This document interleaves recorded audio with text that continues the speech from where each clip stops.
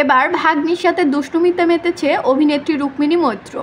অনেকদিন পর বিদেশ থেকে দেশে ফিরেছে রুক্মিণীর আদরের ভাগ্নি আমায়রা। দেশে ফিরে তাদের মধ্যে শুরু হয়েছে জমজট, হাসি মজার খুনসুটি।